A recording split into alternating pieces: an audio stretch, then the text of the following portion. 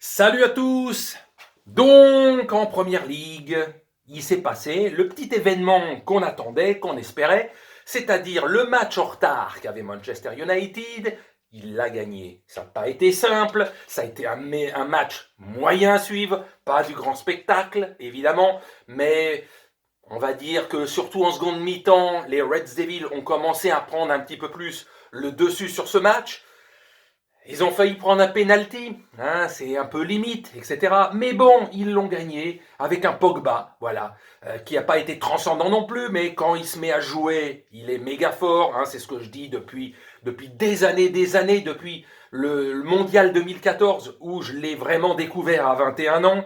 Hein, je me disais, comme beaucoup, évidemment, beaucoup, énormément de talent ce Pogba, mais trop irrégulier sur une saison entière. Il n'a jamais fait une saison entière pendant 7-8 mois au top. Il y a toujours des passages à vide de plusieurs semaines, de plusieurs matchs et de plusieurs mois même. Donc c'est pour ça.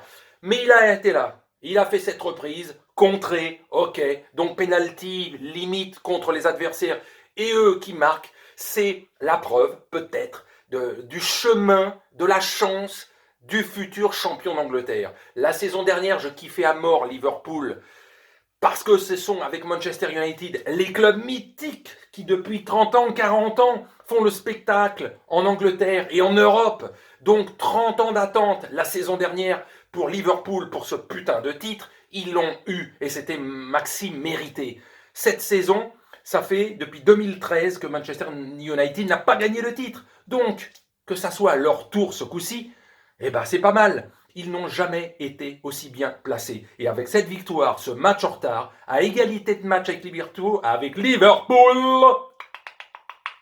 ils sont en tête avec 3 points d'avance. Et alors, le match qui va avoir lieu dimanche, ça va valoir son pesant d'or. Liverpool-Manchester United. En cas de victoire des Reds Devils face à Liverpool, c'est 6 points d'avance. Et là, il peut se passer vraiment un moment important dans le championnat. Par contre, s'il y a défaite face à Liverpool, bah Liverpool revient à égalité de points. Et ça veut dire que le championnat va se jouer jusqu'au bout, jusqu'à la dernière journée. Et attention à Man City, là, qui a 2 matchs en retard, qui depuis 15 jours revient très bien dans le jeu, etc., qui coiffe pas tout le monde sur le poteau en leur passant à 2-3 journées de la fin devant et que ça soit fini pour les deux Reds. Mais enfin, en tout cas, c'est bien. Ils n'ont jamais été aussi bien placés pour le titre, le Manchester United. Donc, à voir. Et donc, dimanche, gros choc. Attention. Donc voilà, c'est tout pour dire que enfin, il y a du spectacle et pas des équipes qui surdominent d'autres comme on a vu pendant des années en Allemagne, en Italie, en Espagne, etc. 10 points d'avance, etc. Cette année, c'est chaud partout et c'est kiffant. Et à Porto, à Porto. Et à propos de chaud partout, le match ce soir, PSG Marseille. Alors pour Paris, hein, pour certains quand on entend pas pour Paris, ça n'a plus aucune importance ce match. Et Marseille, mais non, on s'en tape. Paris est trop fort. Hein, notre adversaire c'est vraiment Lyon. T'es parle mes couilles. Tout le monde attend ce match avec impatience. Ça reste depuis plus de 30 ans le choc, ou en tout cas l'un des grands chocs du foot. Donc voilà, on attend ce match. C'est pas le match de l'année non plus. C'est le trophée des champions qui doit jouer normalement en tout début de saison pour relancer la saison. Là, avec l'histoire du Covid, tout ça, il est joué maintenant. Alors, ça fera toujours un titre, mais c'est pas 3 points de gagné ou 3 points de perdu. Maintenant, ça fait juste parler celui qui va gagner. Hein. Si c'est Marseille, ils vont dire putain, ça fait 2 fois qu'on vous nique. C'est génial, on est devenu plus fort que vous.